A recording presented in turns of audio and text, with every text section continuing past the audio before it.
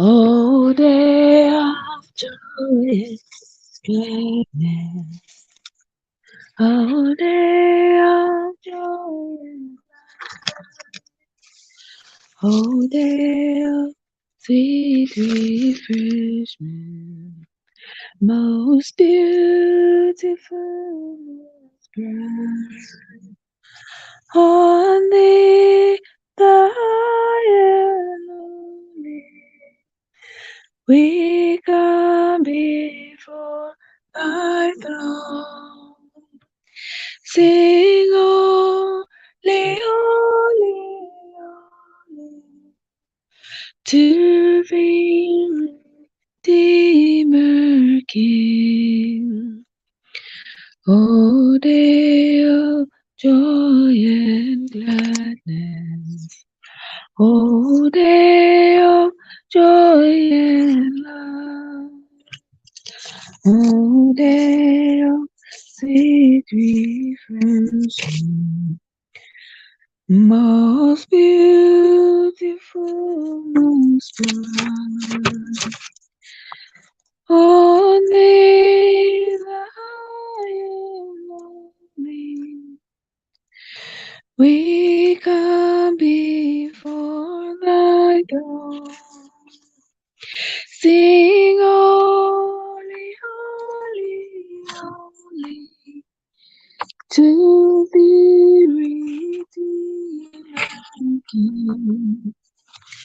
Oh, day of sweet reflection, thou art a day of love, a day to raise affection from earth to things above.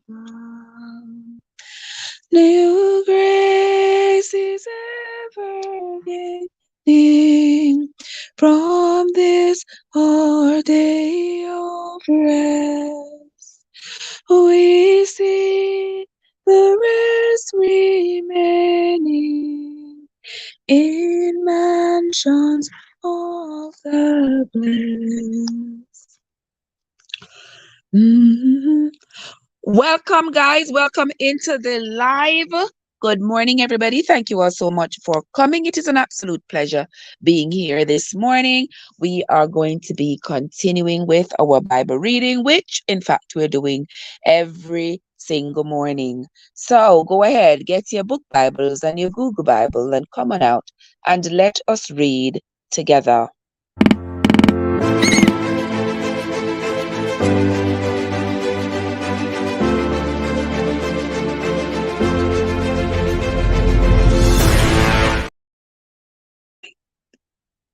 Okay, guys. Good morning, good morning, good morning, everyone who is here. Cad is here. Jamaica farmers.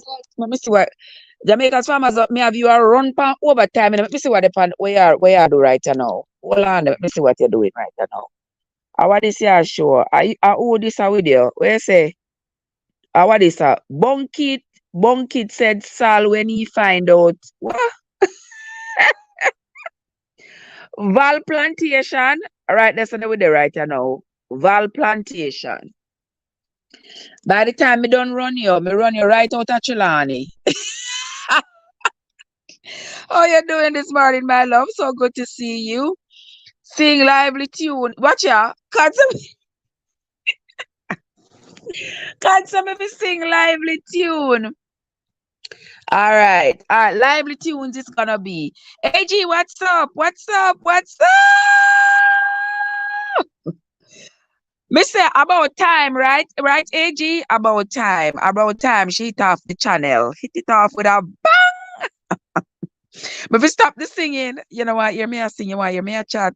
Yeah. You want me a lob on my big mouth. That's what you want. Okay, well, let me go and chat now. Angie, what me say, Angie? Yesterday, me try to videotape the concert that I was at. I was trying to live stream it. The quality never did too good still. It never did too good. I mean, you know what happened? If I because they had all the lights out, why you couldn't see the putting them on the podium? Well, I don't know.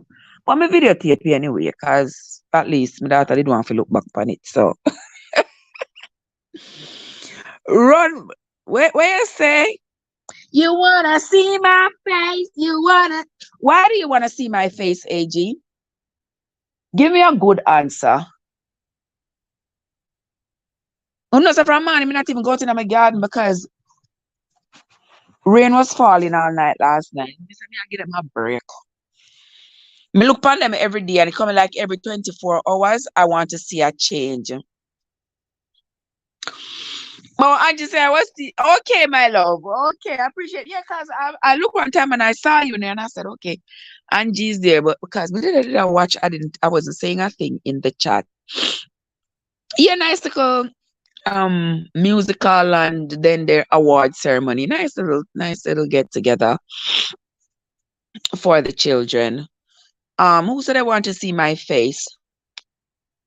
You sure you want to see my face? I'm not ready for the morning yet, you know. So I'm not sure if you still want to see me. Do you still want to see me? Is that what you want to see? Hmm? Is that what you want to see? Or you want me to read the Bible in peace? Okay, I like making people happy. Oh, I can't phone caller right now.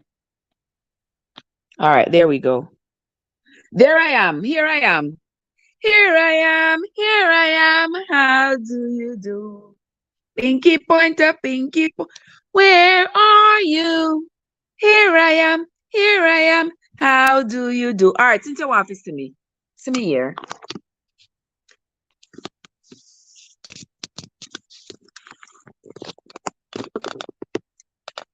Wait, let me put this here. So, all right, see me there now. You want to see me? There you have it. Anything for you guys. Anything for you. You all want to see me? There I am. But because I was going to read the Bible, that's why I'm not going to see me. Because I was just going to read the Bible. And then I was going to make on see me now. No flirting. No flirting while reading the Bible. Well, I am doing both. I am doing both because I do both very well. How is that? I'm going to cook this morning. So I said, I'm going to finish reading the Bible and start cooking by, say, 10:30. Yeah, by, say, 10:30. Because I cook a whopping piece of dinner this morning. You know, I cook dinner and breakfast in a one meal. Just me have to cook two. Because what I'm cooking, my daughter don't want. So I have to cook fishy separate. Hey. But anywho, my lovely people, I welcome everybody. It's Sunday morning. Welcome everybody. Come on into the live. Share out the live. I'll call your friends to come on over. A Bible we are gonna read right now. But after the Bible reading, we are gonna jump right over there. So go shoops right over there, so into the kitchen because we are gonna cook. We are gonna cook today, say a Sunday. Every other Sunday we cook and chat, right? We are cook and we're gonna chat about all kinds of things. Yeah. Yeah, Angie, want to know what's for dinner already? Come on, Angie, me not tell you yet. Me not tell you yet because I don't want to chase you off yet.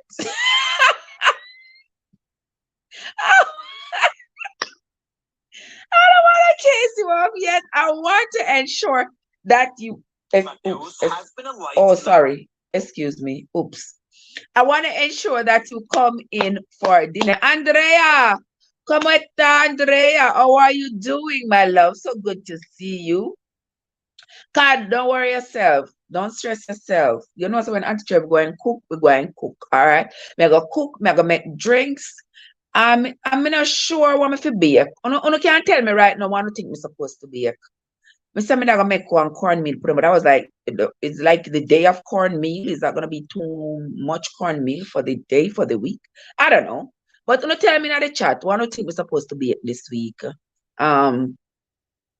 Me need to have chicken or chicken back. You know, so me not really care for, Yeah, me never did buy no chicken. Yesterday me should buy one rotisserie, but me never buy it. So me not know. But no chicken back. Me not have no chicken back. We make a find chicken back.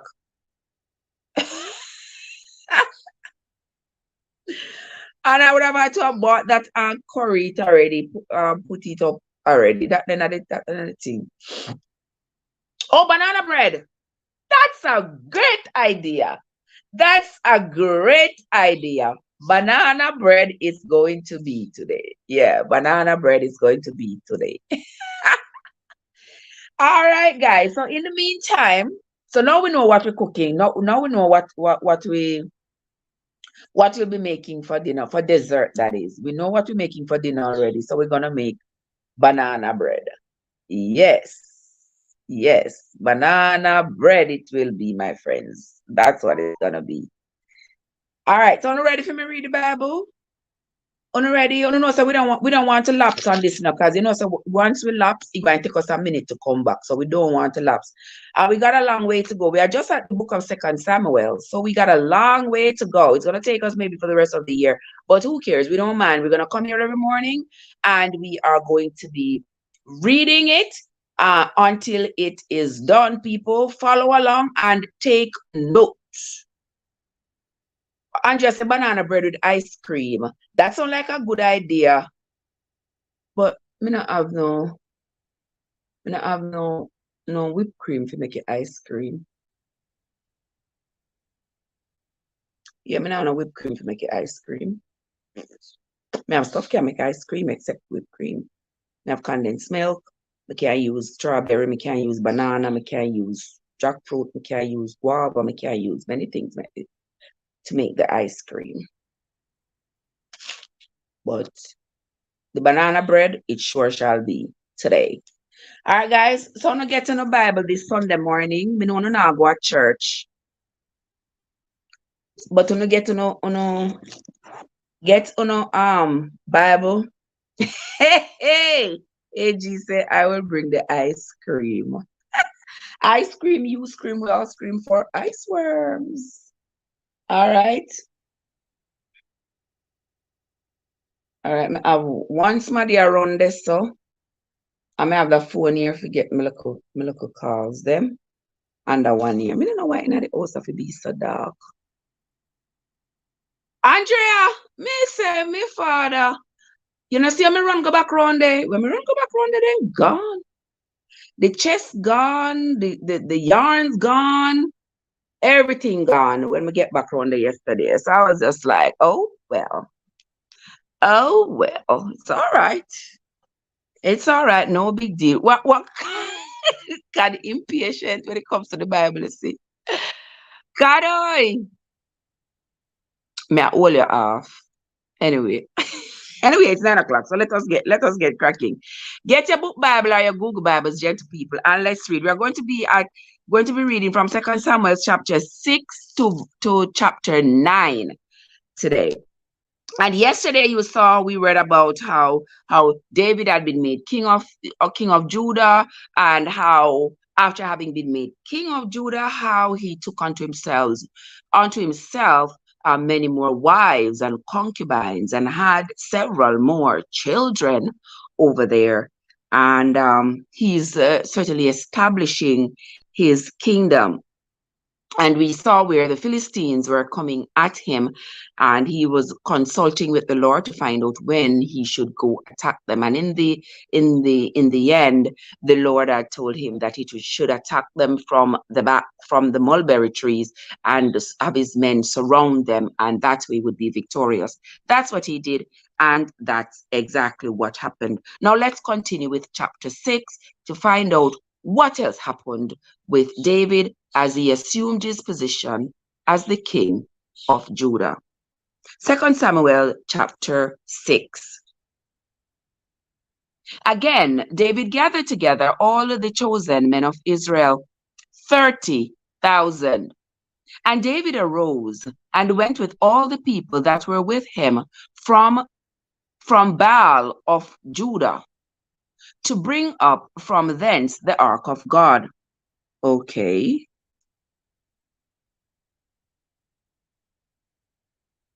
Whose name is called by the name of the Lord of hosts, that dwelleth between the cherubims. And they set the ark of God upon a new cart, and brought it out of the house of Abinadab, that was in Gibeah. And Uzzah and Ahio, the sons of Abinadab, drove the new cart. And they brought it out of the house of Abinadab, which was at Gibeah, accompanying the ark of God, and Ahio went before the ark. Who was Abinadab? God, who was Abinadab? Was he one of David's sons? Why did they reference him? Lovely people, please like and share. Exactly. Oh, yes, a nice. Me say, I some nice and sweet, you know. I some nice and sweet. Yeah. Y'all are clean. So she nice and she sweet. So she nice and she sweet. Oh my God. Let's see. I don't know. I don't know.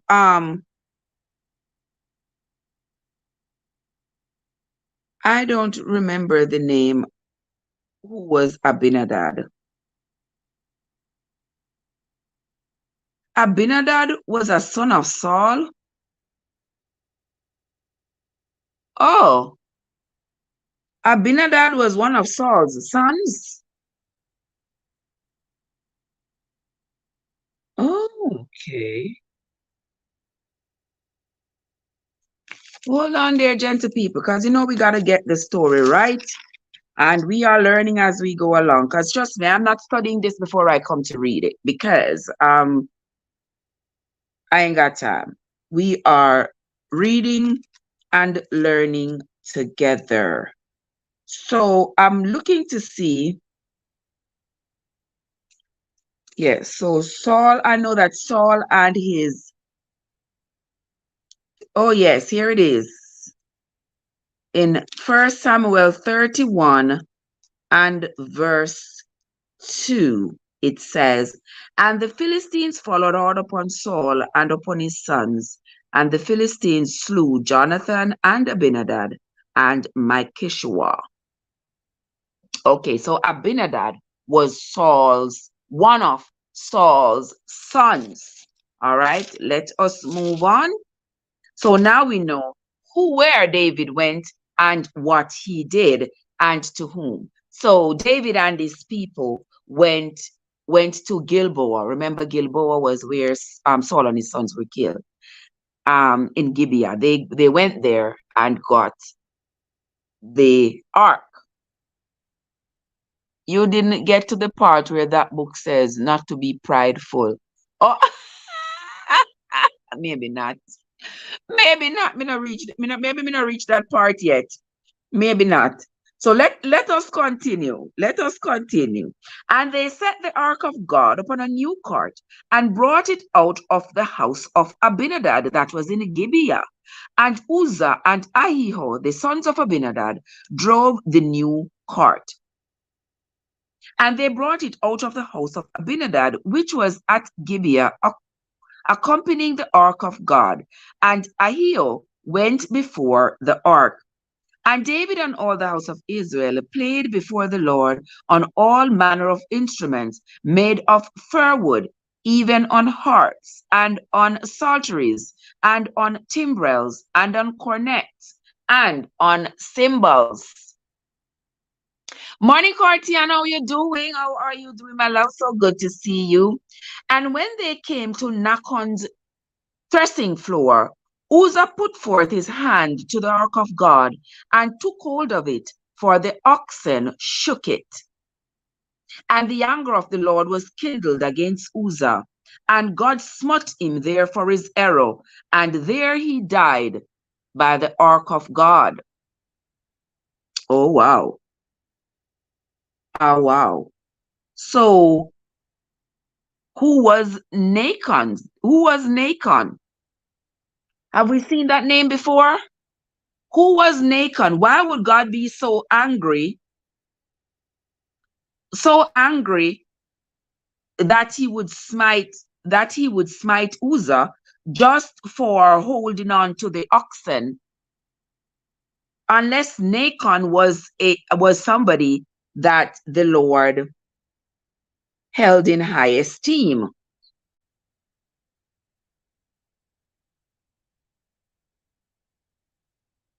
Nacon was the name of the owner of the threshing floor, which was nearby to the place where Uzzah was slain. That's all it said. But I don't remember coming across the name Nacon before to see who he's related to and what is his relationship with God for God to be so angry that he would smite Uzzah for this guy. So let us read that again. Verse 4. And they brought it out of the house of Abinadab. They're talking about the ark of God. It was in the house of Abinadab, who was Saul's son. So they brought it out of the house of Abinadab, which was at Gibeah, accompanying the ark of God. And Ahio went before the ark. So there's Ahio and his brother Uzzah. And David and all the house of Israel played before the Lord all their instruments. And when they came to Nacon's threshing floor, Uzzah put forth his hand to the ark of God and took hold of it, for the oxen shook it. So Uzzah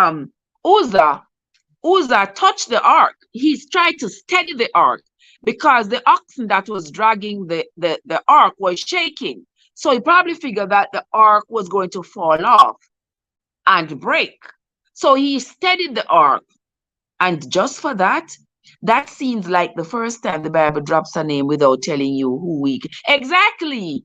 So I'm hoping that as we read along, it will tell us who this Nacon is and who is related to and why Uzzah was struck to death just for touching the ark while it was at the threshing floor of Nacon? Or is it just that as they were passing by this person named Nacon's place, the ark was shaking and Uzzah tried to steady it? That's how I interpret it. If you know differently, let me know.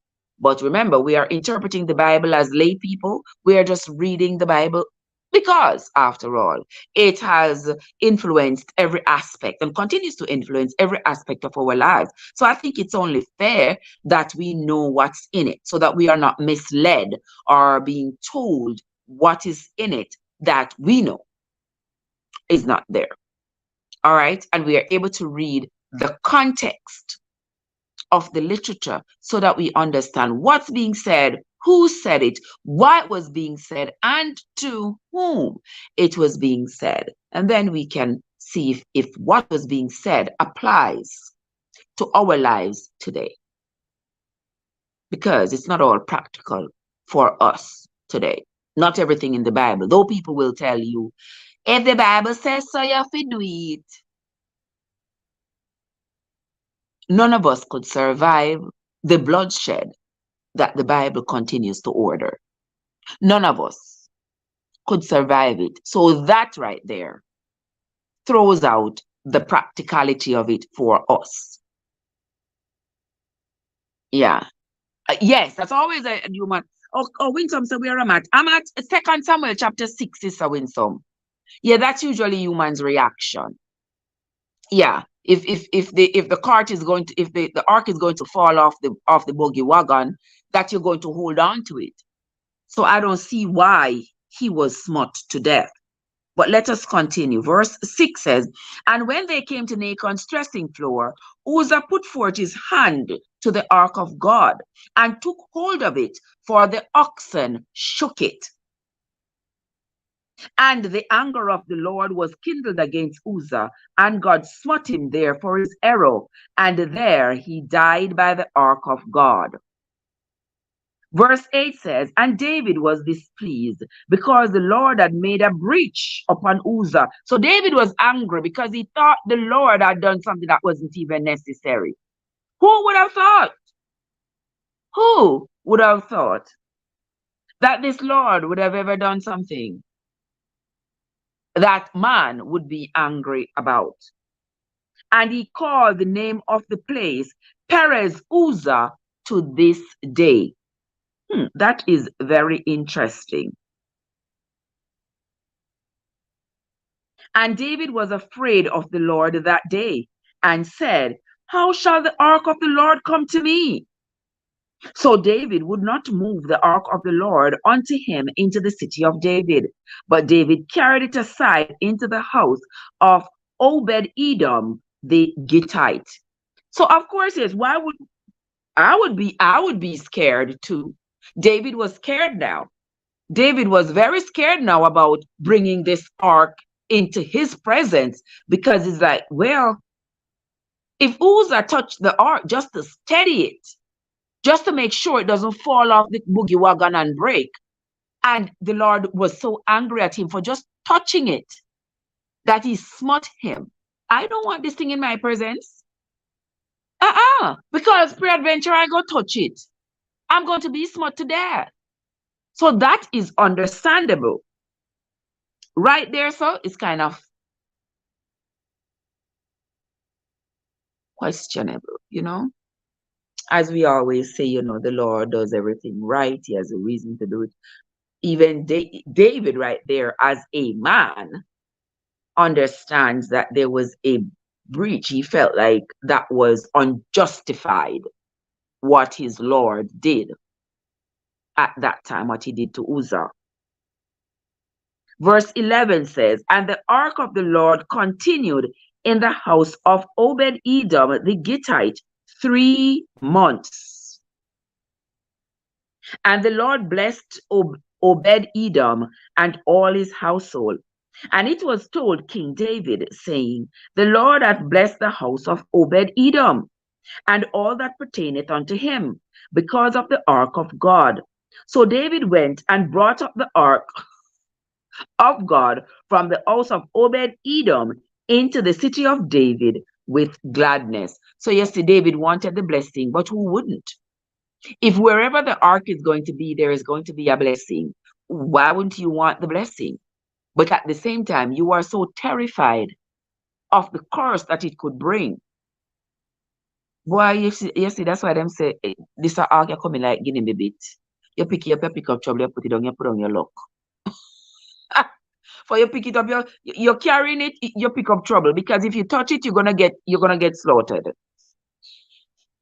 But if you keep it, you'll get a blessing. But keep it at the expense that you're so worried that if you even touch it wrong, you might be slain. No real give me a bit that. But let us continue. So David brought up the ark now into his household. Happily brought it because he wanted the blessing, the kind of blessing that Obed Edom was getting by having the ark in his house. And it was so that when they that bear the ark of the Lord had gone 6 paces, he sacrificed oxen and fatlings. All right, so David made a sacrifice for the ark to come into his presence. And David danced before the Lord with all his might, and David was girded with a linen ephod. So David and all the house of Israel brought up the ark to the Lord with shouting and with the sound of the trumpet. And as the ark of the Lord came into the city of David, Michal, y'all remember who Michal is in this part of the story that we are reading? Michal was Saul's daughter, the first wife of David. All right. And as the ark of the Lord came into the city of David, Michal, Saul's daughter, looked through a window and saw King David leaping and dancing before the Lord, and she despised him in her heart. Remember that David had sent his men to go get Michal. Y'all remember that? Once David was declared king, he told his men to go to Gilead and get Michal, his first wife. And they went and they got Michal and brought Michal back to him, leaving her new husband. What was his name again? Phaliat? What was his name again, Cad? Michal's new husband. Phali something. Phaliat? Phalias or Phaliat. Yeah. But a fal I don't know, fal something. Phaltiel, I think it was Faltiel. Yeah, I think that was his name. So remember that Saul had given Michael to Phaltiel after David had gone off to Hebron, um and so when David became king, he sent his messengers to go back to Gilead and get his wife Michal. Now Michal hates his guts. It says here in verse 16 of chapter 6, it says, and when Michal, Saul's daughter, looked through a window and saw King David leaping and dancing before the Lord, and she despised him in her heart. And they brought in the ark of the Lord and set it in its place in the midst of the tabernacle that David had pitched for it. And David offered burnt offerings and peace offerings before the Lord. And as soon as David had made an end of offering burnt offerings and peace offerings, he blessed the people in the name of the Lord of hosts. And he dealt among all the people, even among the whole multitude of Israel, as well to the women as men, to everyone a cake of bread and a good piece of flesh and a flagon of wine. So all the people departed, everyone to his house. Okay, so David gave everybody the same portion, a piece of bread, piece of flesh, some wine, sent everybody on their way to their house. Then David returned to bless his household. And Michal, the daughter of Saul, came out to meet David and said, how glorious was the king of Israel today, who uncovered himself today in the eyes of the handmaid of his servants, as one of the vain fellows shamelessly uncovereth himself. And David said unto Michal, it was before the Lord, which chose me before thy father, and before all his house, to appoint me ruler over the people of the Lord, over Israel. Therefore will I pray before the Lord. And I will yet be more vile than thus, and will be base in mine own sight. And of the maidservants which thou hast spoken of them shall I be had in honor. Therefore Michal, the daughter of Saul, had no children unto the day of her death. Oh, so she had no children. Okay. So Michal was barren. You hear the birds outside and them so nice? Michal was barren. I should go out there, go do the reading. What do you think? I should go out there in the garden, go do the reading. And so we can listen to the birds and see them flying in the background for a nice little change. What you all think, guys? Who agrees with me? If you agree, say yay. If you don't agree, say nay.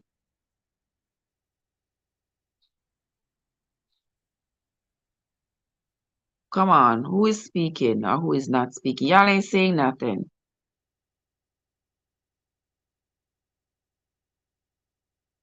All right, me not still not say nothing. No. Winsome said no. All right, Sister Winsome, you have spoken.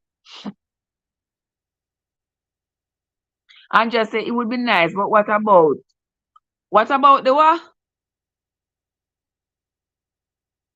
What about the studio? Yeah, me have the phone hook up on the little stand. That yoga what? Yoga, what are you doing? But guys, if y'all want to see somebody who is flexible, go check out my friend Yoga with Goga. OMG. If you all are not following Yoga with Goga, you all need to go follow this guy. Yoga with Goga is so flexible. So flexible. I tell you, I envy you, my brother. Believe you me, I envy you. When I see you doing all them stretches by the seaside, when I see you doing all those stretches by the seaside and everything, I'm just like, wow, I can't even stretch out a finger. I can't even stretch out a finger, let alone do all those stretches that you do. Oh, Andrea said that would be nice, but what about the audio?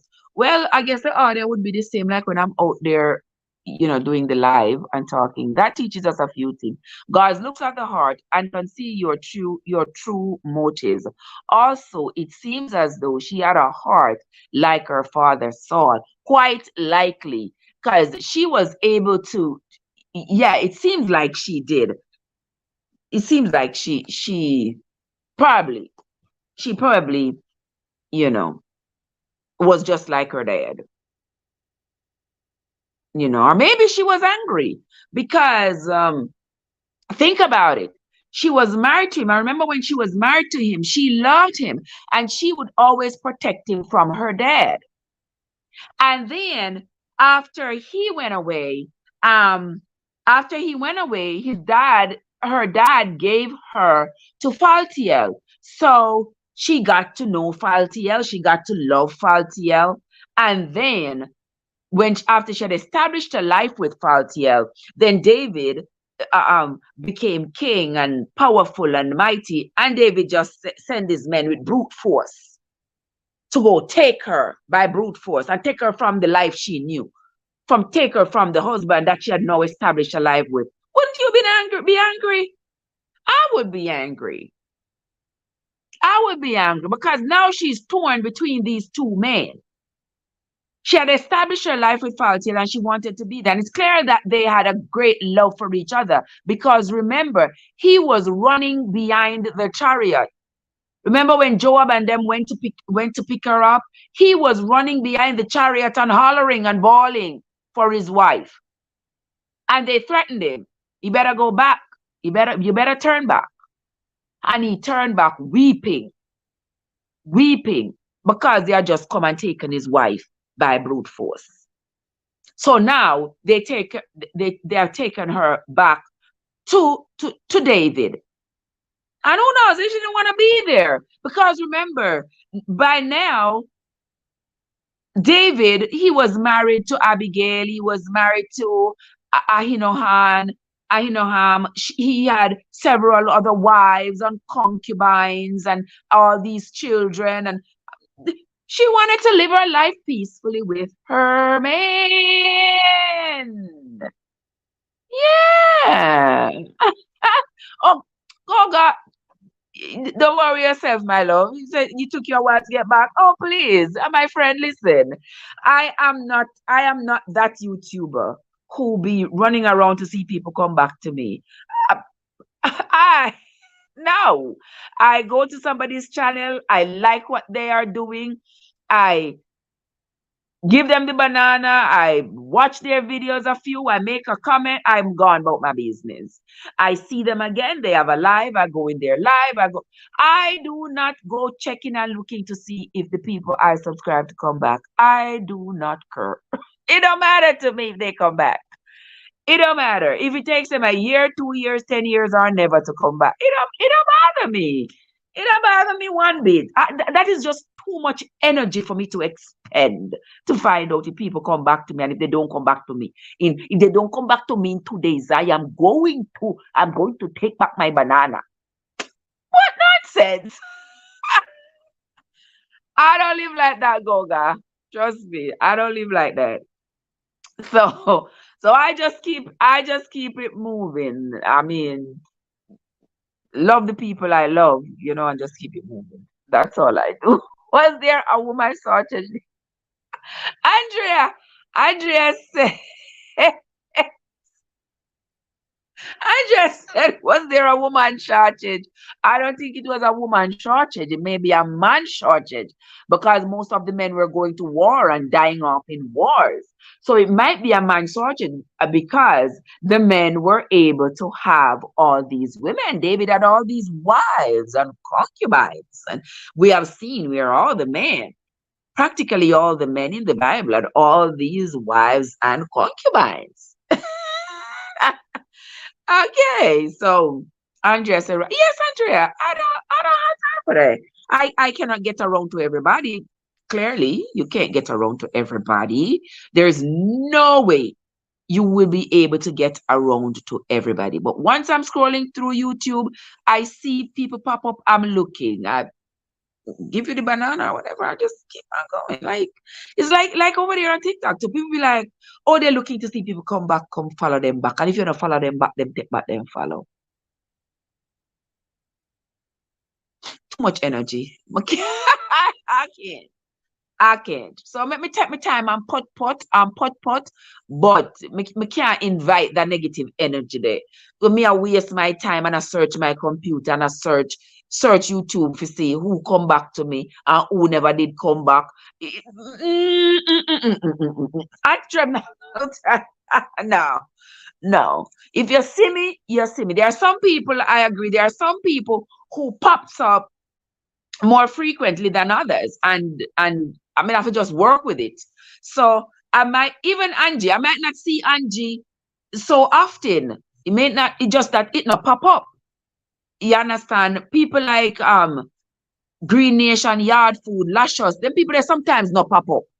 And it's just that they don't pop up, you know. And if they not pop up, them just not pop up. But when we go on YouTube and somebody pop up, maybe it's just what YouTube is running on that algorithm at that time. Yeah. So we can't go in and search for everybody every day, search for everybody every day. Oh, who does that? Unless I got nothing else to do, you know.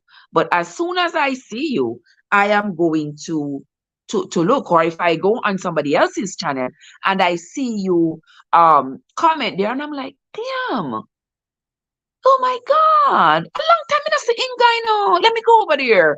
Cause yeah, like that. But pop up right, like, what? I see Carla in a long time. Let me go over there and go see what she been up to. That's how it run. But that's just how it is, guys. It is what it is. So welcome into my channel, guys.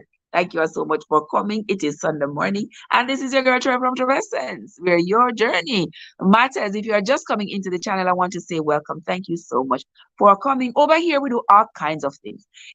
All kinds of things. Yes, we do. All kinds of things. Tell them for me, Joseph, what the things that we do over here. Whole heap of things. But most importantly, every morning we read the Bible. Yeah.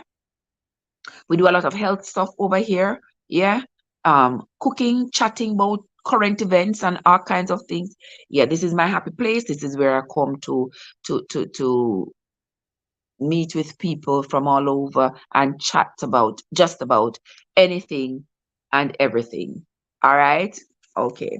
Anybody in the all the people in the channel, y'all tell me one thing on the like about the channel. All of my people, only tell me one thing on the like about the channel. While we continue to read the Bible, the good old Bible. So if you are just coming in, get your Google Bible or your book Bible, and let us continue to read. We are on the book of 2 Samuel's chapter. We are going to move on now to chapter 7. We just finished reading chapter 6.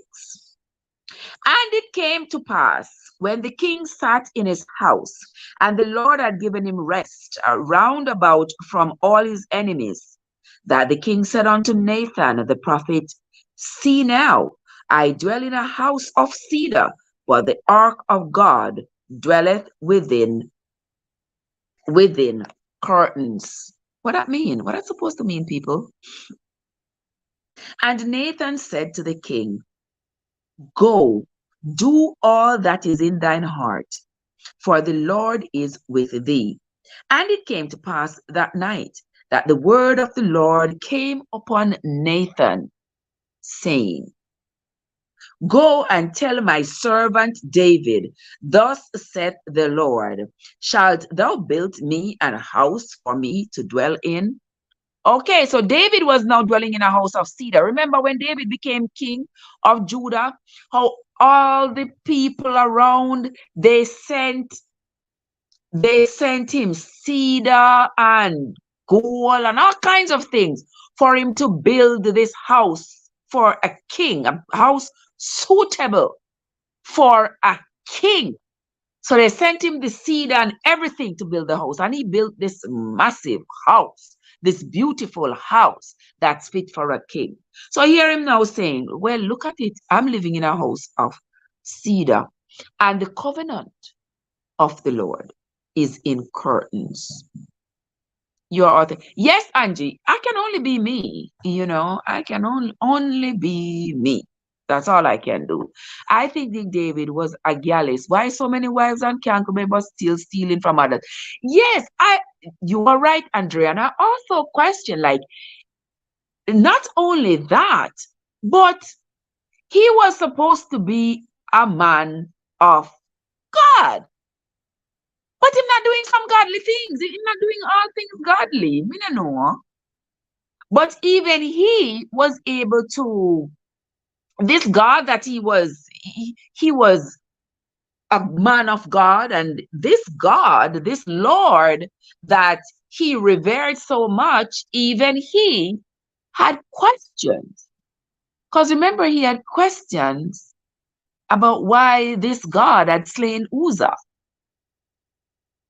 So there is a lot of confusion right there as to whether David is loyal out of genuine loyalty, or is it that David is afraid now of this God? He does not want the wrath of this God to fall upon him. So God, if I dance me for dance for you, if I sing me for sing for you, if I play the tambourine, whatever I got to do for you, Lord, I will do it just to please you, just so that I do not encounter your wrath. Is that what we are living by these days? Is that how we are dealing with Christianity these days, where we are not being authentically kind to each other? We are not being authentically good people. Instead, we are being good, being quote unquote good, just because we are afraid that the wrath of this God will fall upon us if we do not do these things. Talk to me, people. Are we trying to be kind out of fear, or are we being kind out of our heart, genuinely? Because I see a lot of people who claim Christianity, who claim to be good people, who claim to be Christians, to be good people, to be kind and nice and forgiving and that sort of thing.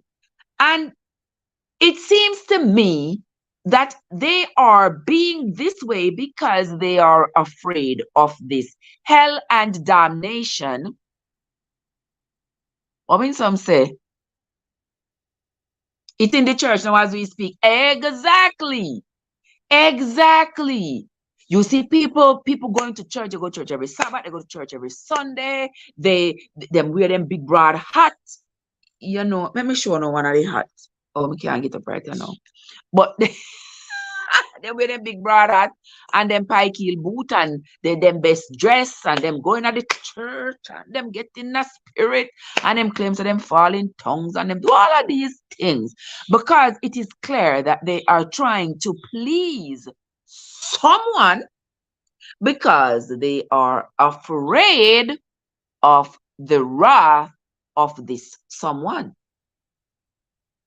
But should we be kind because we are afraid, or should we be genuinely kind? Because kindness is within our hearts. Talk to me, people. Oral is in the place. Oral, what's up? How is Mommy Blake doing, Oral? I hope you all are doing just fine, my love. Good to see you. What's going on over there in the Texas? people hate who they must see. Oh, that happens too. This was under the old covenant. Oh, God said this was under the old covenant. Under the new covenant that we live grace, that is no longer permitted. It is no longer permitted to do what?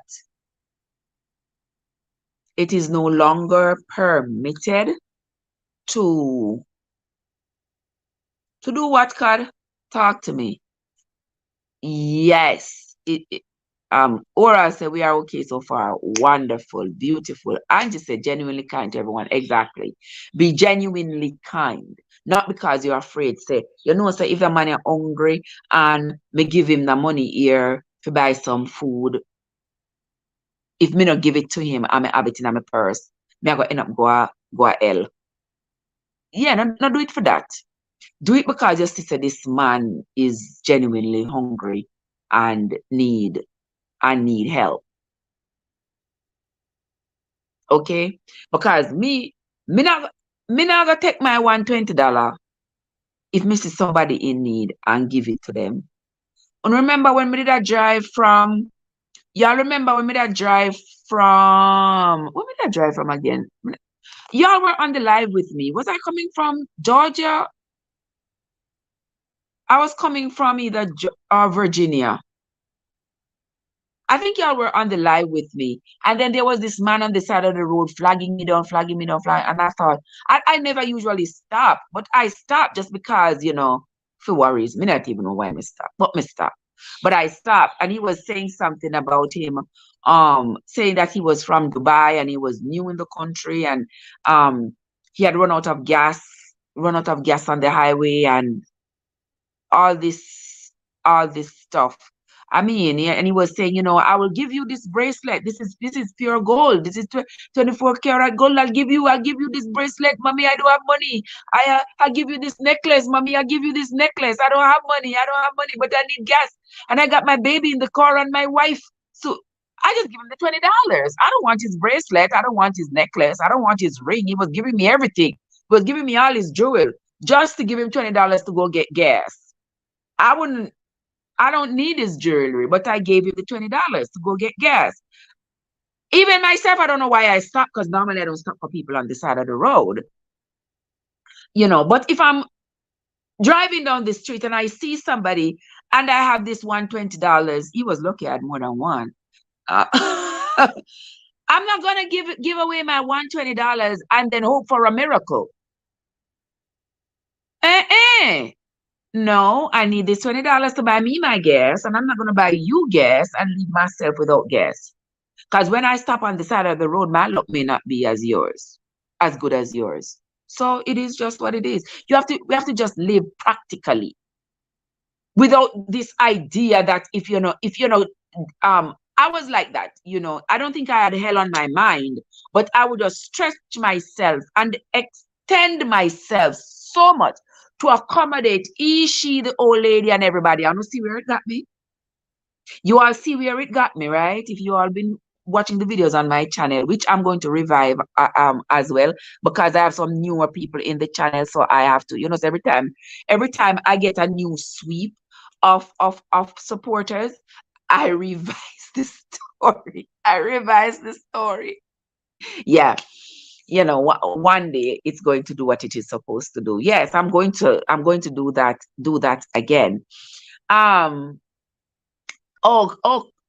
says they don't have to have all these multiple wives today, because it's not like in the old days, where we are going to figure out at what point in the Bible it is said that men do not have to have this many wives, because at this point, if I never knew anything else about the Bible and I wasn't socialized to believe what I've been taught to believe, at this point, I am of the mindset that a man having multiple wives and concubines is the way to go. Because all these men in the Bible who are men of God, they are chosen men, they are men that are revered and respected, they have multiple wives. And I ain't seen no woman quarreling yet about it. And I ain't seen no wife fighting yet over their husband having multiple wives and concubines. I ain't seen nobody quarreling yet. So, if I'm supposed to go by the Bible at this point, yeah, my husband out there with several other wives, and me is just one other wife or another concubine, I'm comfortable with it at this point. As we read along, we will find out at what point did that disappear from society or started to become taboo. All right, let us continue. Trev, you see what are go on in the people them who run away? Trev, you see what are go on to the people them who run away?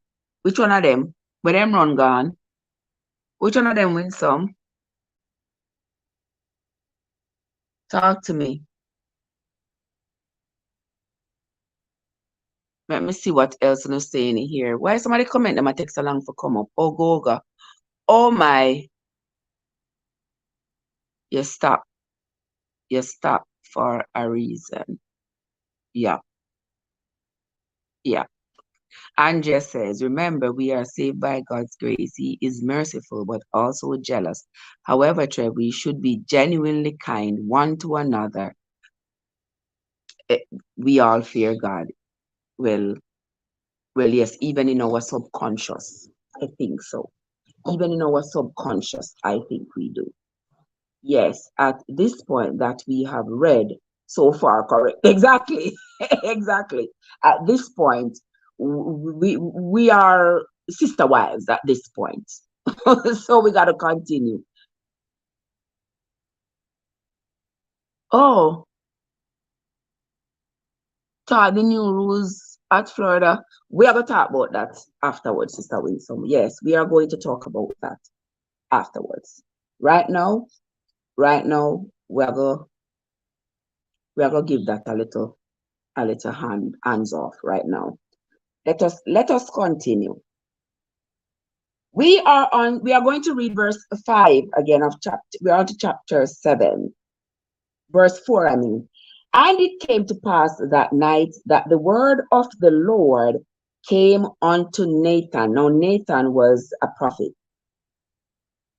Go and tell my servant David, thus saith the Lord, shalt thou build me an house for me to dwell in?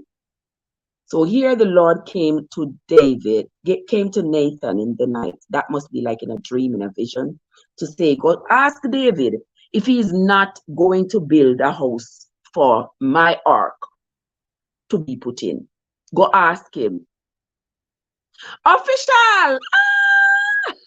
Welcome, my love. How are you doing, my dear? Guys, there is my friend Official 1SP. If you all are not following my friend Official, go and follow him. Go and check him out, guys. Go and check him out. How are you doing, my love? It's been a minute. So good to see you as always. It's always an absolute pleasure to see you. Thank you so much for stopping by.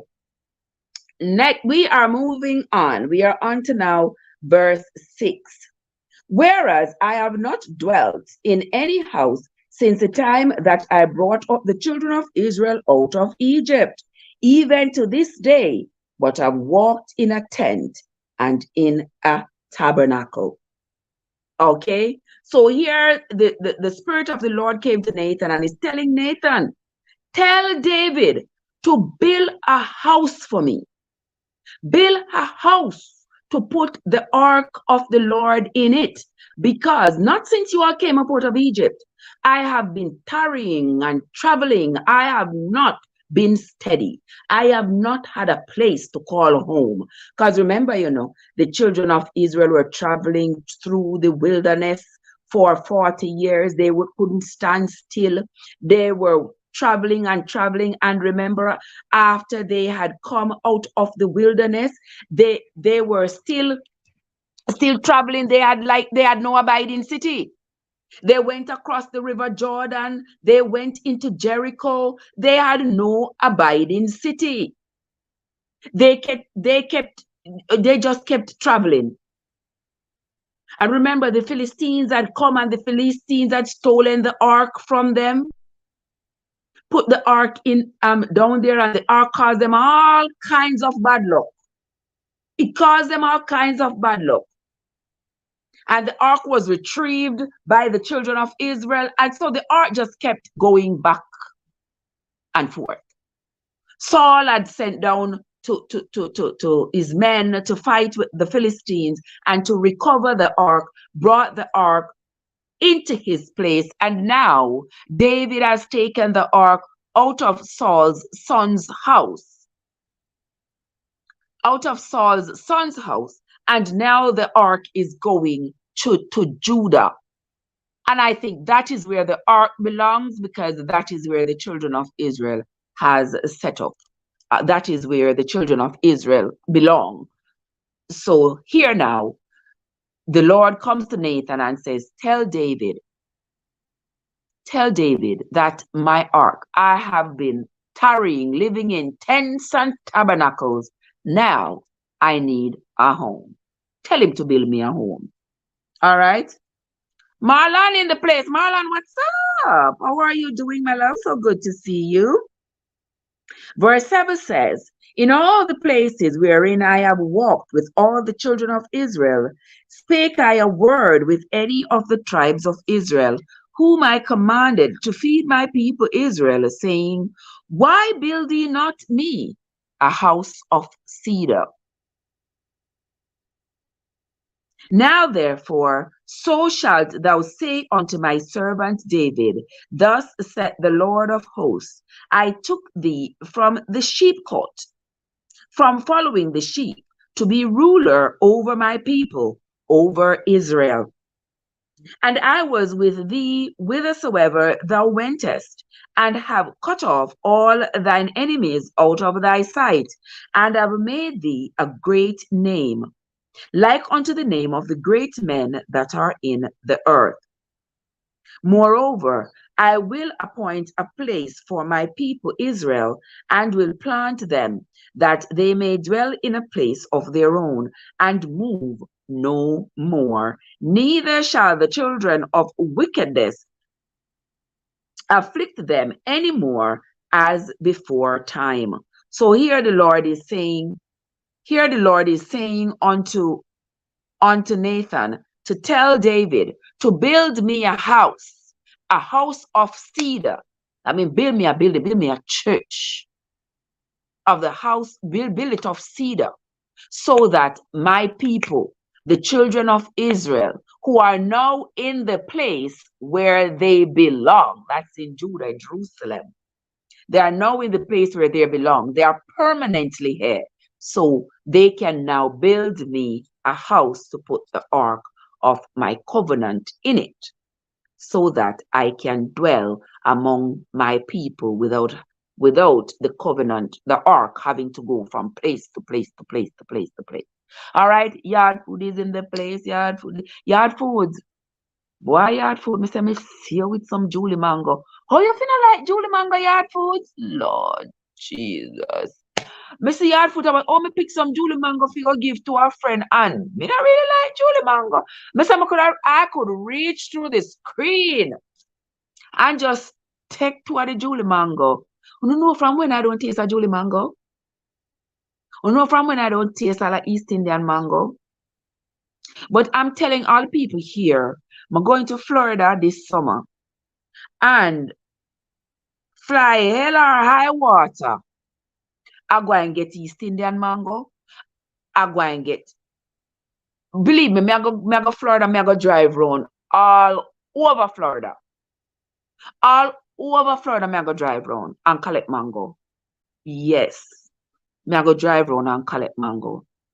And the good time to do it is either on a Saturday morning or on a Sunday morning when people they're home, or in the evening when people come home from work. Yeah, I go drive around and beg everybody, if it's even one mango, me I beg you. Beg you one mango off of your tree, just one mango. Let me see how many varieties of mango I can collect just in a neighborhood. Me know some mango time at Jamaica. Me know some mango there at Jamaica, you know, a stone dog. Whole heap of mango there at Jamaica, you know. Me there at Jamaica, me not worry about buy mango or anything. Yeah, I have a mango tree in my name Gold Cup. Lord, it's sweet, it's sweet, it's sweet, it's sweet, it's sweet, it's sweet, it's sweet. It name Gold Cup. Yeah, my auntie have a mango tree there name. You know what kind of we just call it sweeties because it's sweet. And we don't know no name for it, so we just call it sweetie. Oh my god, but can't have it. Here, me have to buy one mango. Yesterday I went to Walmart, the mango them fluxy like what for 88 cents. Me just cut me eye past them. Like Mr. Walmart, leave me alone. But anyway, we are going to continue. I have a frozen mango. I'm going to use it make some drinks today. because I feel like it. But anyway, we are continuing the reading. We are on 2 Samuel chapter 7, guys, and verse 11. And as since the time that I commanded judges to be over my people Israel, and have caused thee to rest from all thine enemies, also the Lord telleth thee that he will make thee a house. And when thy days be fulfilled, and thou shalt sleep with thy fathers, I will set up thy seed after thee, which shall proceed out of thy bowels, and I will establish his kingdom. So here, the Lord is telling Nathan to tell David that when David's work is done, David must build him the house, build him the church, the building to put the ark of the Lord, ark of the covenant. And when David's work is done, and David shall go sleep with his fathers, that meaning when David dies, when David dies and he is with his forefathers, meaning his spirit is with his forefathers have died. So when he dies, he will continue the kingdom with David's children. And he says the children that have come directly out of David's bowels. That means the children, his biological children. That's what he means. Let us continue. He will have them continue the kingdom. Verse 13 said, he shall build a house for my name, and I will establish the throne of his kingdom forever. I will be his father, and he shall be my son. If he commit iniquity, I will chastise him with the rod of men, and with the stripes of the children of men. But my mercy shall not depart away from him, as I took it from Saul, whom I put away before thee. And thy house and thy kingdom shall be established forever before thee. Thy throne shall be established forever. According to all these words, and according to all this vision, so did Nathan speak unto David. So Nathan went and he told David what the Lord had told him in the dream. Verse 18 said, then went King David in and sat before the Lord, and he said, who am I, O Lord God? And what is my house that thou hast brought me here? And this was yet a small thing in thy sight, O Lord God. But thou hast spoken also of thy servant's house for a great while to come. And is this the manner of man, O Lord God? So could that mean that Michal had children with her other husband that David is now taking care of? I doubt it, because in 2 Samuel 6 and verse 23, it said, Michal, the daughter of Saul, had no children unto the day of her death.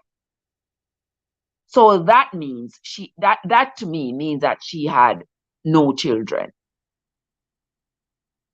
Because I would think the Bible would say if she had children for Phaltiel, because it didn't say she had any children for David before Saul took her back and gave her to Phaltiel. So remember it said that his first child was from Ahinoam. Let us go back and make sure that David's first child was, I believe, from Ahinoam.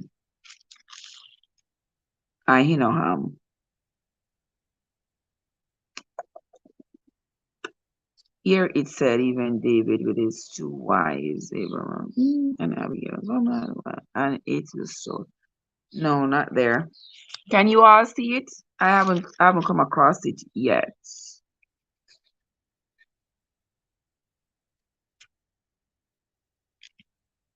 All right, I haven't come across it yet, but we will check. Amon. Yes, Amon was his first child.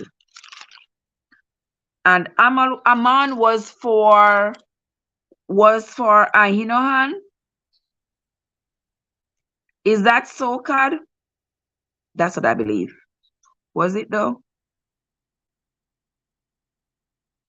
Amani's first child was for Ahinoam, I believe.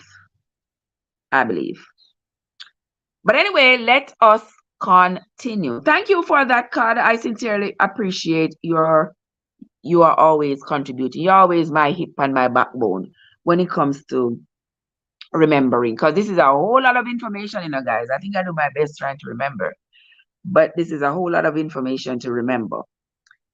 Verse 18 said, Then went David in and sat before the Lord, and he said, Who am I, O Lord? And what is my house that thou hast brought me hitherto? Ahinoam. Okay, all right. I remember that one. Okay. And this was yet a small thing in thy sight, O Lord God, but thou hast spoken also of the servant's house for a great while to come. And is this the manner of man, O Lord God? And what can David say more unto thee? For thou, Lord God, knowest thy servant, for thy word's sake, and according to thine own heart, hast thou done all these great things to make thy servant know them. Wherefore thou art great, O Lord God, for there is none like thee, neither is there any God beside thee, according to all that we have heard with our ears. And when one nation in the earth is like thy people, even like Israel, whom God went to redeem for a people to himself, and to make him a name, and to do for you great things and terrible for thy land, before thy people, which thou redeemest to thee from Egypt, from the nations and their gods. Okay, so it says that God here does great things for them and also terrible things. Well, that is true because we have seen it with our own two eyes. We have read it. Yeah. Verse 24 says, For thou hast confirmed to thyself thy people Israel to be a people unto thee forever, and thou, Lord, art become their God. And now, O Lord God, the word that thou hast spoken concerning thy servant and concerning this house, establish it forever, and do as thou hast said. And let thy name be magnified forever, saying, The Lord of hosts is the God over Israel, and let the house of thy servant David be established before thee. Verse 27, For thou, O Lord of hosts, God of Israel, hast revealed to thy servant, saying, I will build thee a house. Therefore hath thy servant found in his heart to pray this prayer unto thee. Verse 28, And now, O Lord God, thou art that God, and thy words be true, and thou hast promised this goodness unto thy servant.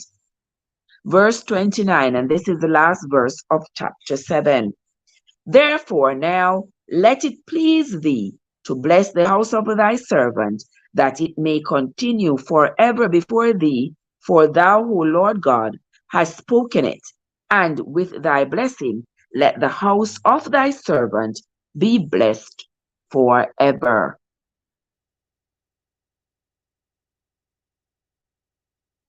God said, Well, they did pray to the great and terrible God. Yes, that's what it says here.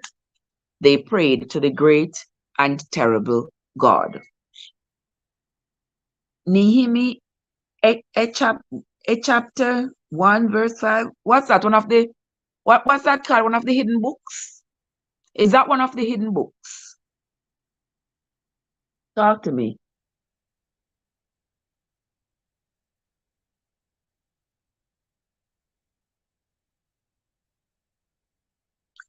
Now we have come to the ending of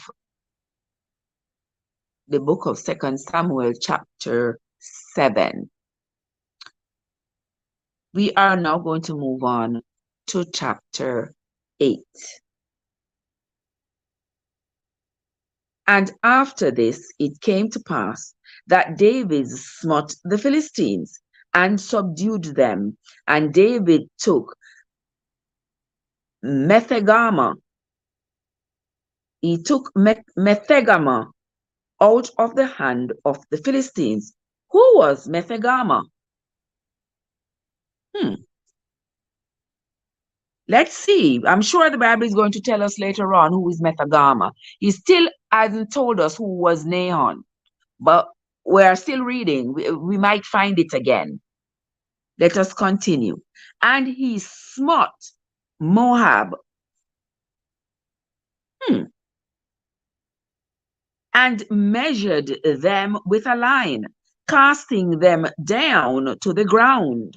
Even with 2 lines measured he to put to death, and with 1 full line to keep alive.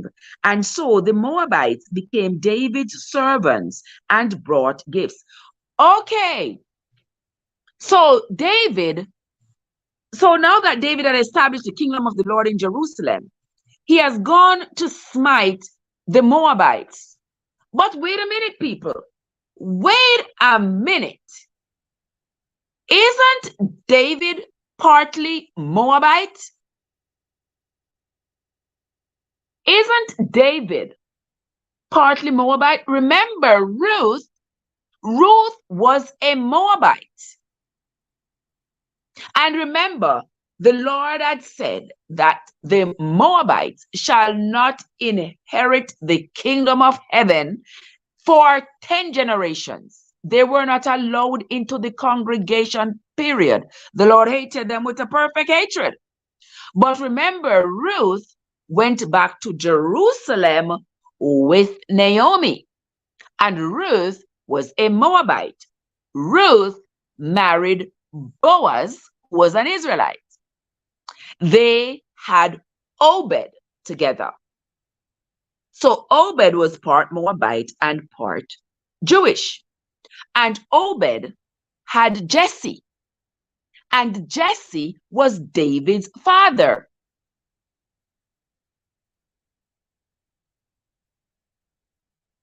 So these people ain't got no loyalty. I mean, is he forgetting that his great-grandmother? That would be his great-grandmother, right? Or his grandmother, whichever one, his great-grandmother was a Moabite. So he has close relations down there in Moab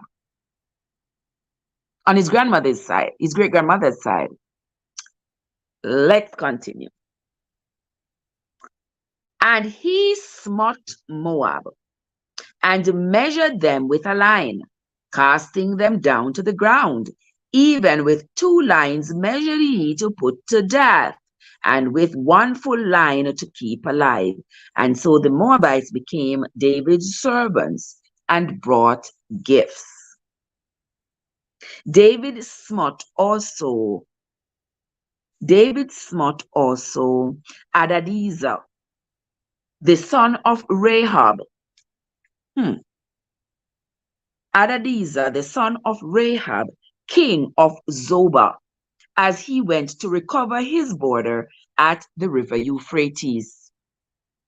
And David took from him 1,000 chariots and 700 horsemen and 20,000 footmen. And David huffed all the chariot horses, but reserved of them for 100 chariots.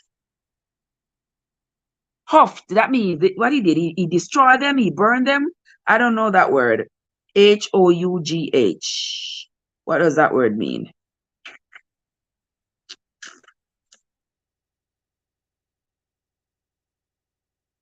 A cut of meat corresponding to shin. Another word for hawk.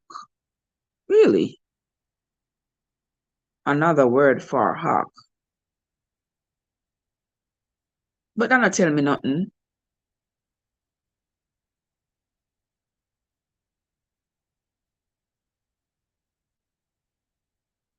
Let's see.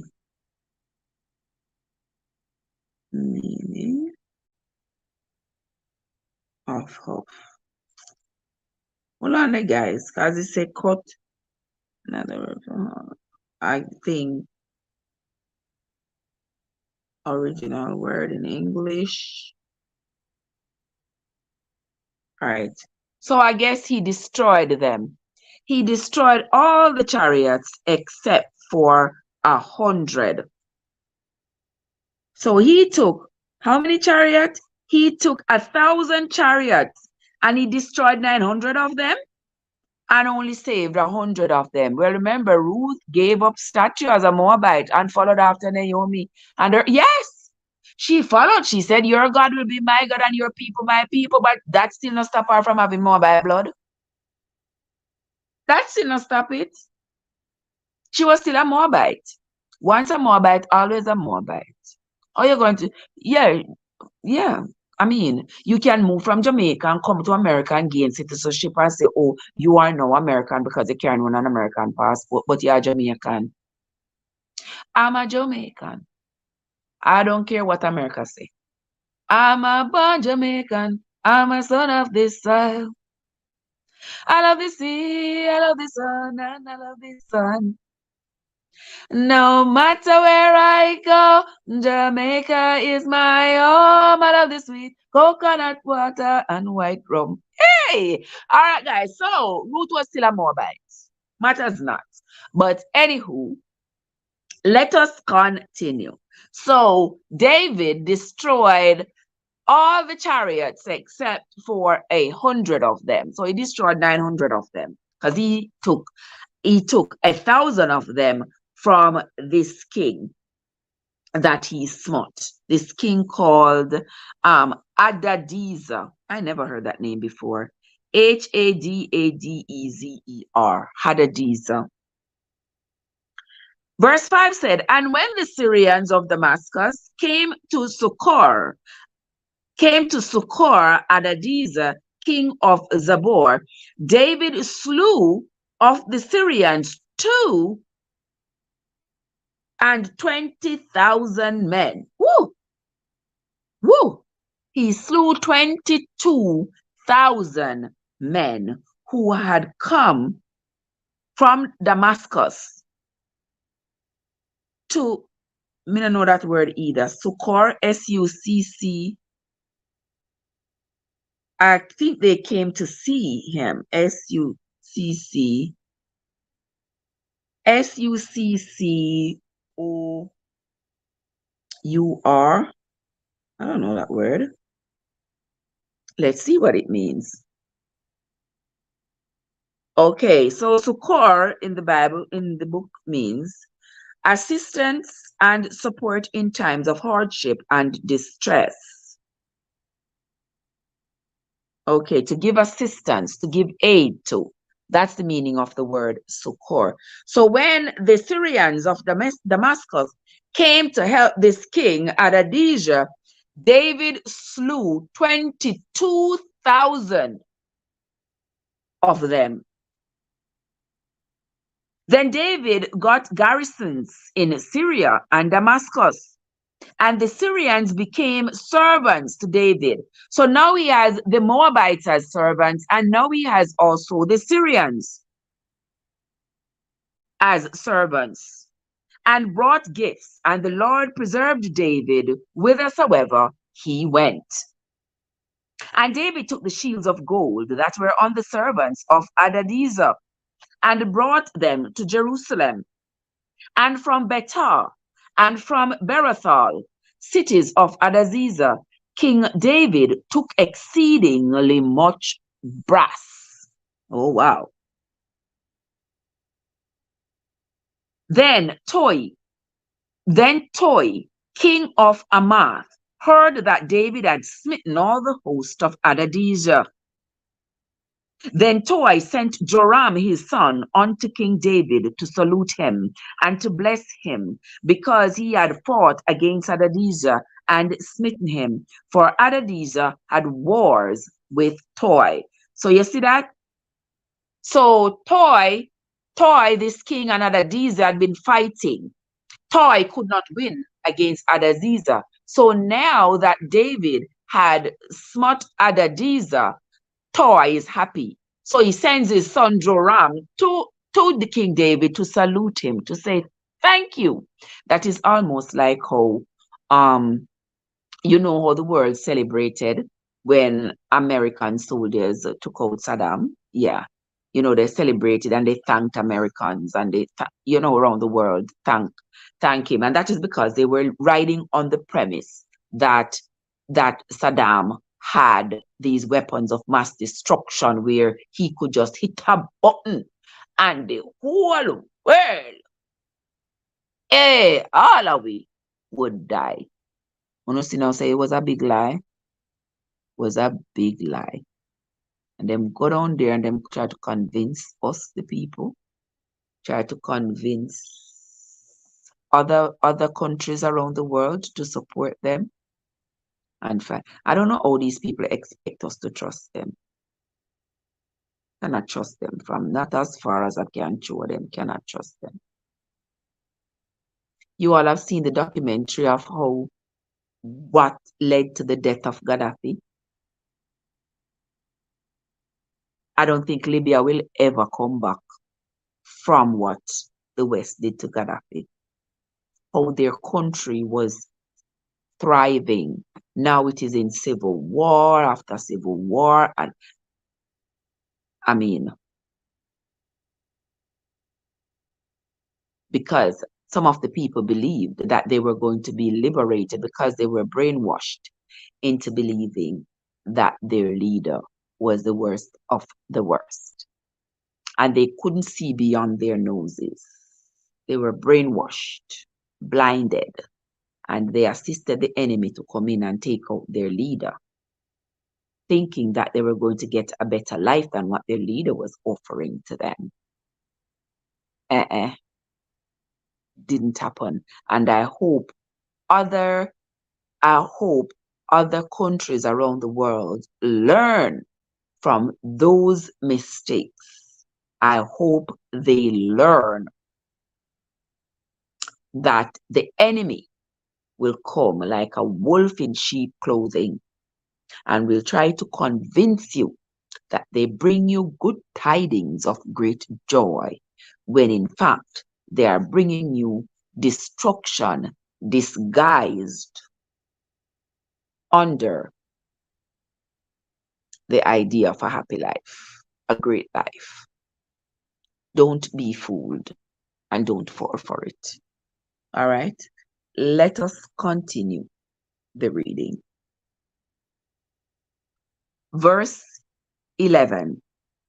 Which also King David did dedicate unto the Lord with the silver and the gold that he had dedicated of all nations which he subdued. So every nation that he had fought with, the Philistines, the Moabites, the Syrians, he took all the gold and everything and he dedicated it to the Lord in Jerusalem. Of Syria and of Moab and of the children of Ammon, and of the Philistines, and of the Amalek, and of the spoil of Adadijah, son of Rahab, king of Zodah. And David's son was Ammon. So, the children of Ammon, I guess he meant the Ammonites. We are going to continue reading. We might get some clarification for that. And David got him a name when he returned from smiting of the Syrians in the valley of Salt, being 18,000 men. Mighty God of Daniel. 18,000 men he slaughtered in the valley of Salt. And he put garrisons in Edom. Throughout all Edom he put garrisons, and all they of Edom became David's servant. So now David have a whole heap of servant. He might have servants of Syrian, servants of Moab, servants of where the other place? Servants of Philistines. He has servants all over. And he put garrisons in Edom, throughout all of Edom by the garrison. And all they of Edom became David's servants, and the Lord preserved David wherever he went. And David reigned over all Israel, and David executed judgment and justice over all his people. And Joab, the son of Zeruiah, was over the host. And King David looked like he came from England. I think so. Stealing all that gold and silver and brass and everything. Verse 16 said, and Joab, the son of Zeruiah, was over the host, and Jehoshaphat, the son of Ahilud, was recorder. So the recorder of all that was happening was Jehoshaphat. Jehoshaphat, the son of Ahilud. These names we never heard about, no matter how many times we have gone to church. We never heard these words, these names of these people. Verse 17, and Zadok, the son of Ahitub, and Ahimelech, the son of Abiathar, were the priests, and Seraiah was the scribe.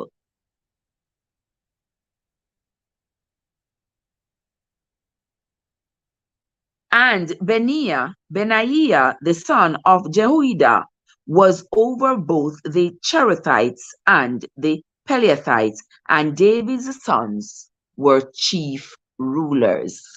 Okay, so David appointed his sons to be chief rulers because all these places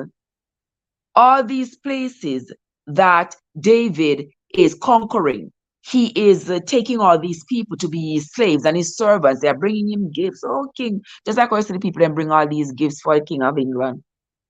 Yeah, so all these people bringing all these gifts for David, and David, he smite, we want to smite. Anybody who seems that they were going to be a threat to him, he would smite them. And then the others he would take as slaves, as servants, and he would take everything of value that they had, all the brass and the gold and the silver and everything else of value. He would take it. They had horses, he take the horses, the chariot, all those things, because he's going to need those things for his next fight.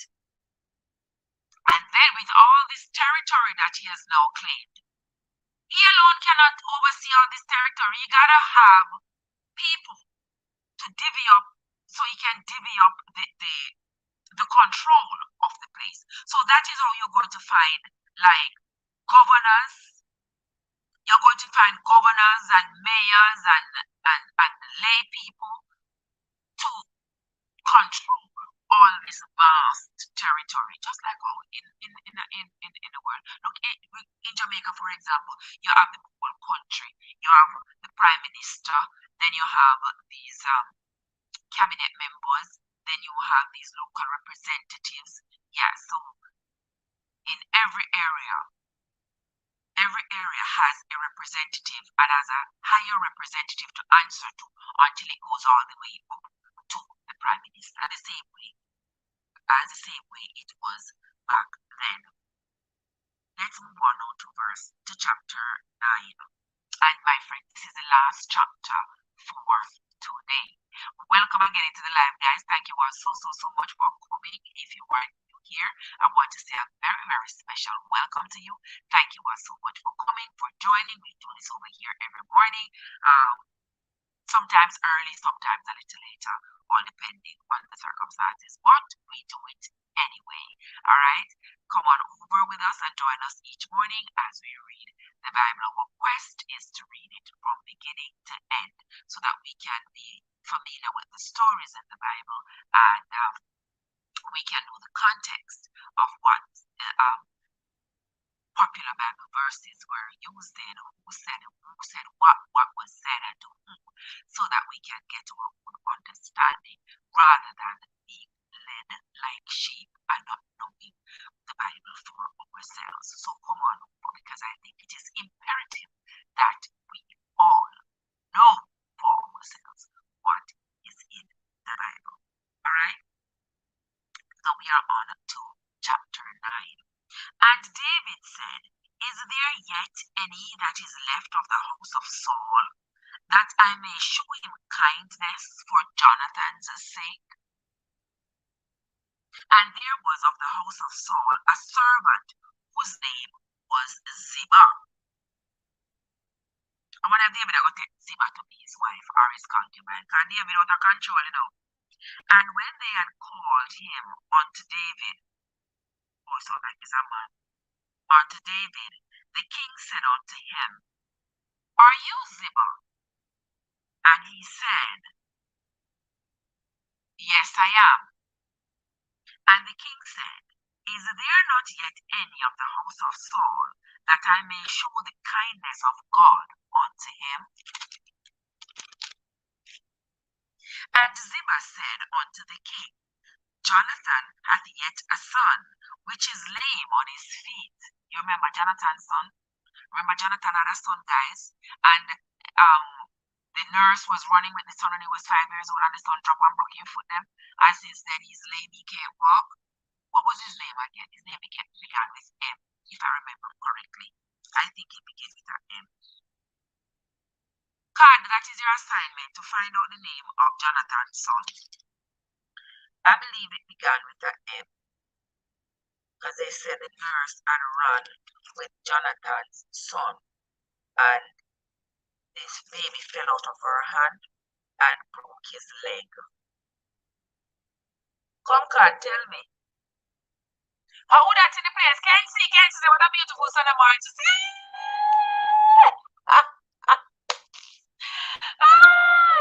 Census private. He kept all, yeah, he was the one that took a sentence and he kept all the records. Oh, the census took the census. Okay. Okay. All right, Kat. Find out the name of Jonathan's son for me. I remember we read it yesterday. I believe his name began with an M. But for the love of me and all things good, I can't remember. Let me see if the Bible tells. If Google will tell me. Who was Jonathan's son?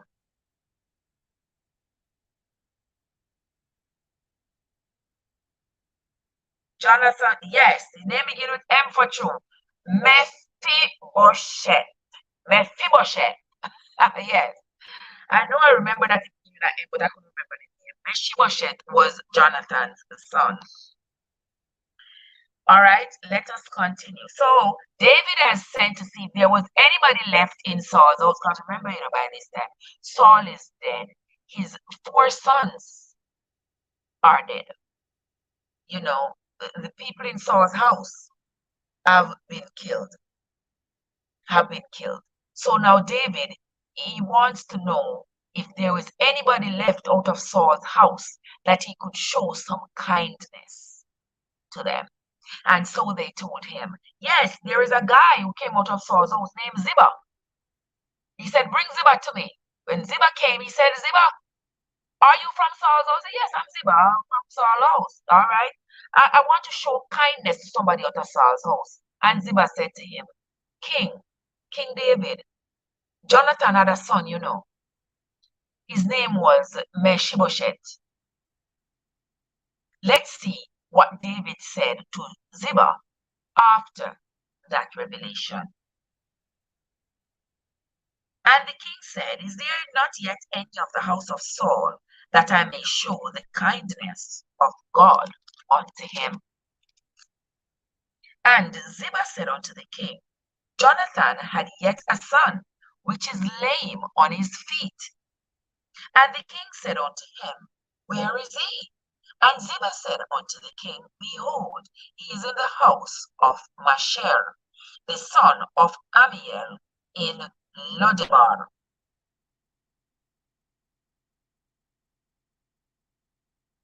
Then King David sent and fetched him out of the house of Masher, the son of Amiel, from Lodebar. Now, when Mephibosheth, the son of Jonathan, the son of Saul, was come unto David, he fell on his face and did reverence. And David said, Mephibosheth? And he answered, behold thy servant. Yes, it's Bible study before we go cook the breakfast, lunch, and dinner, and bake the banana bread, as Andrea said, we bake banana bread this morning. And David said unto him, fear not, For I will surely show thee kindness for Jonathan thy father's sake, and will restore thee all the land of Saul thy father, and thou shalt eat bread at my table continually. And he bowed himself and said, What is thy servant, that thou shouldest look upon such a dead dog as I am? Oh, Mephibosheth, oh my God. Mephibosheth, he doesn't see much of himself.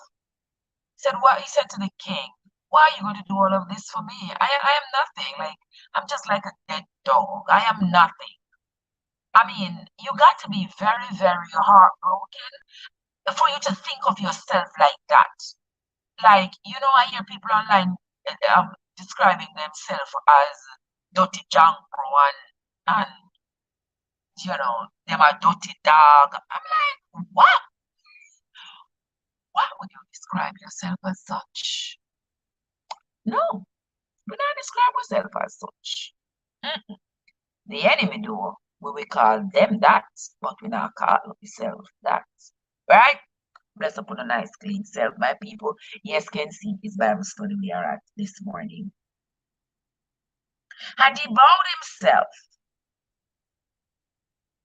and said, What is thy servant, that thou shouldest look upon such a dead dog as I am? Then the king called to Ziba, Saul's servant, and said unto him, I have given unto thy master's son all that pertained to Saul and to all his house.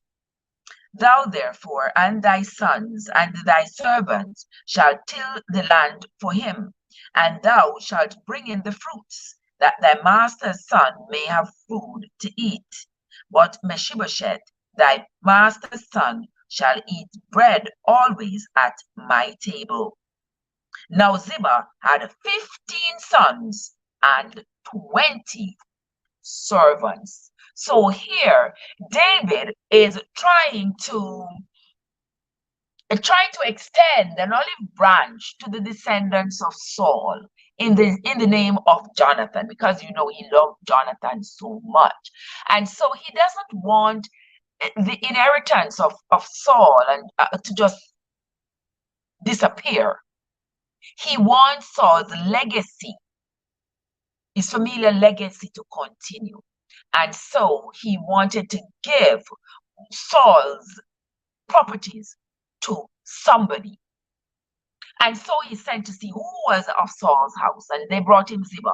And he said to Ziba, I am going to be giving you, if you are from Saul's house, I'm going to give you all the inheritance of Saul. And Ziba is a good guy, because Ziba said, but listen, how you gonna give me? I was just his servant.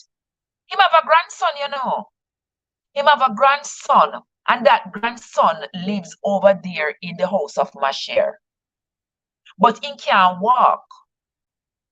He can't walk, but he lives over there. A lot of people would not do that. A lot of people would be glad to take it and say, hey, Mephibosheth, him can't walk. Him can't do nothing. Him not work nothing. So therefore, if the king are going to give me all of Saul's inheritance, me I take it. So people, you see how people fight over house and land these days? Fight over house and land like when them dead, they now get 6 foot 6. Some of them don't even get 6 foot 6. Fight and quarrel over it and kill one another over it. So Ziba right here for me is a good guy right here.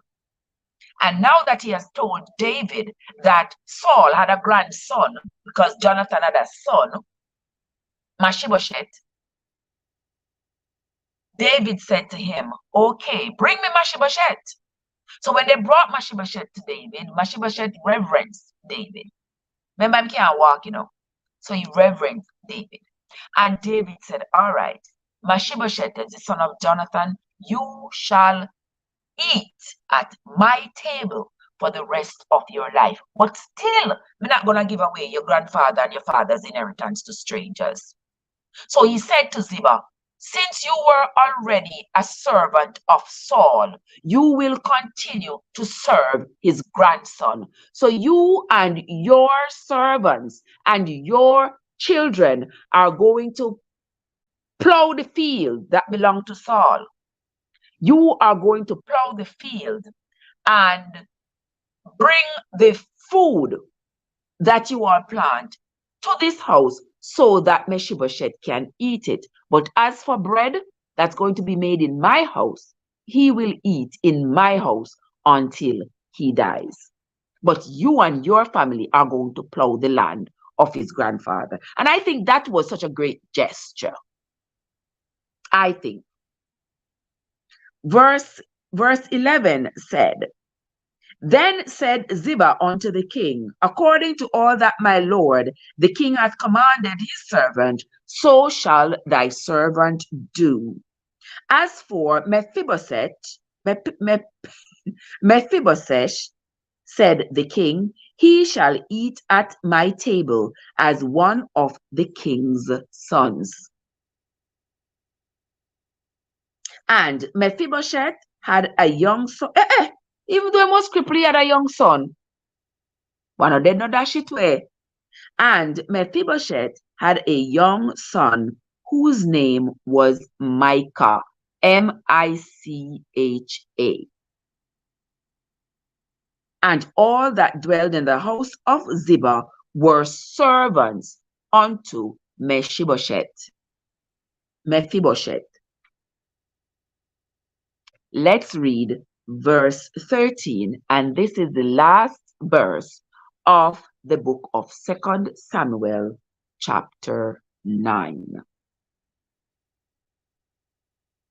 Oh, you like the white t-shirt? Can see it nice. It fit me nice. Not true. Yeah, I think purple, white, and red are my colors. Yeah. So verse 13. So Mephibosheth dwelt in Jerusalem, for he did eat continually at the king's table, and was lame on both of his feet. So even though he was lame on both of his feet, he was still able. I think the Bible going to tell us later on who he had that son with. Yeah, the Bible never leaves the world without a witness. Yes, so I believe the Bible is going to tell us afterwards who had that son from Mephibosheth who was lame on his feet. Meaning he fell. Remember, he fell from the nurse when he was 5 years old and injured his leg, so he couldn't walk properly. Okay, well, them two legs that couldn't walk properly, but the other one could. Anywho, this is going to be the end of the Wisdom says still I get love. Yes, Wisdom. He was still getting love. He was still able to do the do. Yeah. And so that's going to be the end of the reading for today, my friends. I hope you all are enjoying the reading of the Bible. I'm enjoying it immensely. I don't know about you all, but I am enjoying it. I'm enjoying these stories and these new names that I never knew existed. You know, when they tell us the Bible story in church, they don't tell us all of this, you know. They don't tell us all of this. All they do is just tell us, they just skim off the top of the story and tell us. And we want to hear the full story. So that is why we are reading the Bible ourselves. So you take away from this, my takeaway from this this reading this morning, let me see what I can remember of what we just read. Ziba was the servant of Saul. After David had conquered all these places, the Philistines, Moabites, Syria, Edom, he had conquered all these places and he had killed who he wanted to kill. He had taken all the gold and silver and brass and all that he wanted to take. And he had made the people into servants of his. He had now established his kingdom bountifully in Jerusalem, using the brass and the silver, dedicated it to the Lord, and he was using them to build. He had built this cedar building to house the tabernacle of the Lord, and him having done so, he now had a permanent place for the ark of the Lord to dwell, because the Lord had told Nathan in a dream that to tell David to build me a house for my ark, because this ark has been traveling, it has been tarrying for so long, it has not had an abiding place. From Egypt to the wilderness, to Jericho, to everywhere, it has been tarrying. But I want my house, my tabernacle, my ark to be in a fixed place. And now that the children of Israel are in Jerusalem, which is the place that I have appointed for them, I want him to build me an ark. And so to build a house for the ark. And so David built the house of the ark and dedicated it to the Lord. And now he has all these people who are serving him, and he has appointed his sons to be governors over these people. Remember, he had a lot of sons, you know. Remember the Bible said he had several wives and concubines who bore him lots of children. At one point, the Bible stopped naming his children. He just said he had many wives and concubines who bore him lots of sons and daughters.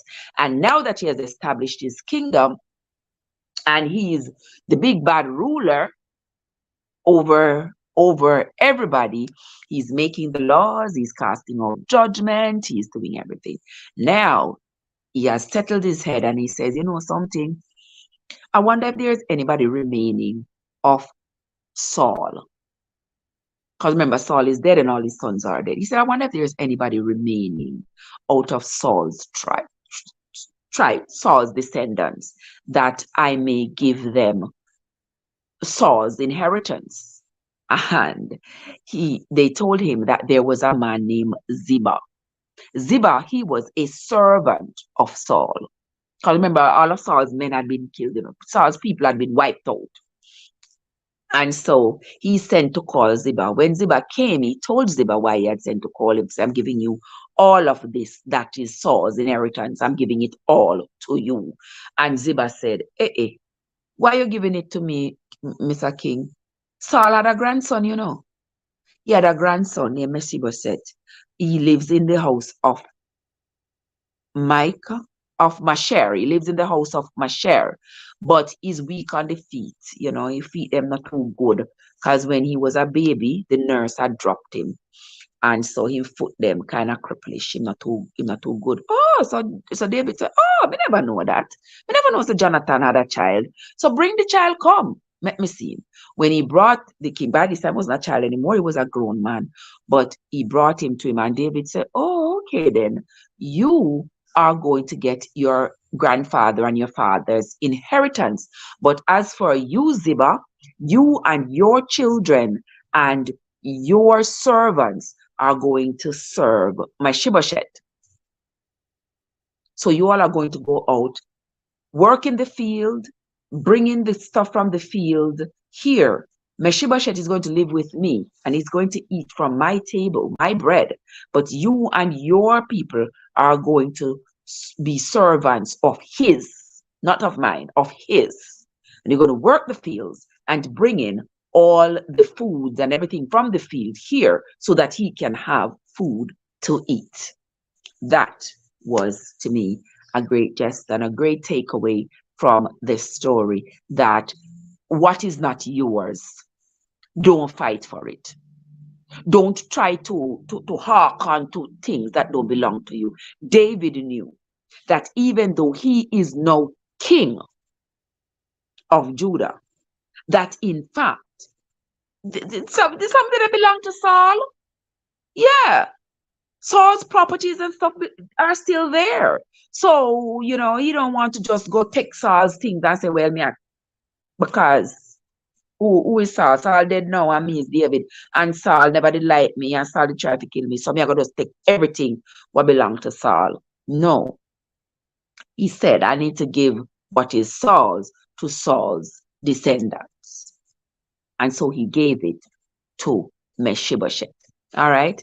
That is how the story ended. When we come back tomorrow, we will continue the reading of the book of 2 Samuel. We'll be reading chapter 10 to around 14 tomorrow. Let me see what chapter 10 to 14 looks like. 10, 11, 12. 10, 11, 12. 13, 14. It looks like a lot, but we will still read it. We will read chapters 10 to 14 tomorrow when we come back. Tomorrow morning, though, we will be here very early, not this late. All right. So join us tomorrow morning. I'm gonna say around 5-ish, somewhere around there. Yeah, when you come on, just look on YouTube when you wake up. Just look on YouTube, see if you see me.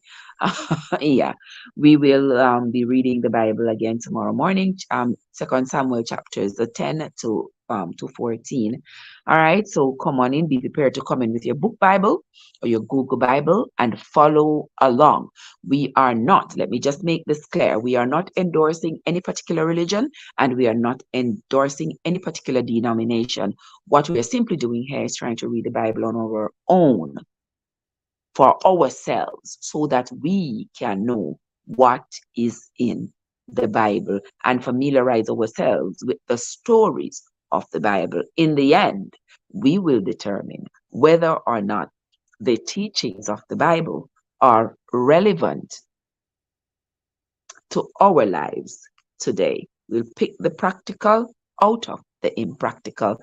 All right, guys, that is going to be it for me for today. Until the next time, this is Straight from Traversing, where your journey matters. Thanks to everybody who came into the live, Card and Kenzie and Official, Andrea and Winsome and Joseph and who else was in the place? Yoga with Koga. So many other people were in the chat. I can't possibly remember everybody. Yard Foods and everybody else. Okay. I just want to say thanks to everybody who came into the live. Kenzie said, Trev, the birds are out in the garden. Oh, yes. I'm going out there. If it's even for 15 minutes, I'm going to go out there once this live is over. Yes, me can't make my garden. The birds are out there just making a whole lot of noise, and I love it. So I'm going to run on out there for about 5 minutes before I come back and cook the Sunday dinner. All right, guys, I'm going to take you all along with me. I'm going to take you all along with me. All right, so come with me, guys. We're going to close off this live, and then you come with me as we go out into the garden. All right, guys, have yourselves a great day, everybody. See you in just a few minutes. All righty.